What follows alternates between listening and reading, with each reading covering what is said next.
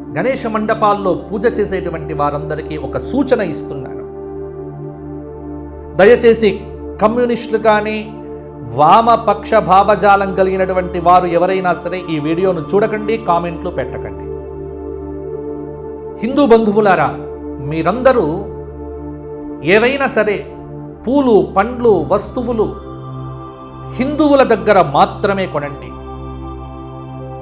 పూలు ముఖ్యంగా పువ్వుల విషయంలో చాలా జాగ్రత్తగా ఉండండి. ఉమ్మి వేసినటువంటి పండ్లు తీసుకొచ్చి గణపతికి నివేదన పెట్టకండి. స్వీట్ హౌజులు కూడా చూసి చక్కగా ఏదైనా గణపతికి పెట్టాలి అంటే బొట్టు పెట్టుకొని హిందూ ధర్మాన్ని ఆచరిస్తున్న వ్యక్తులను వెతికి వారి దగ్గరే కొనే ప్రయత్నం చెయ్యండి. మేము చెప్పేటువంటిది అర్థం చేసుకోండి. ఎవరిని కించపరచటం లేదు, అందరూ బాగుండాలి. కానీ నా హిందూ దేశంలో నా హిందూ బంధువులందరూ కూడా బాగుండాలి. హిందూ ధర్మం బాగుంటేనే ప్రపంచం బాగుంటుంది. కాబట్టి హిందుత్వాన్ని, స్వదేశీ నినాదాన్ని మీరందరూ కూడా విజయవంతంగా ఈ గణేష మండపాల్లో పాటించడంతో పాటు ఈ సంవత్సరం అంతా ఆచరించండి.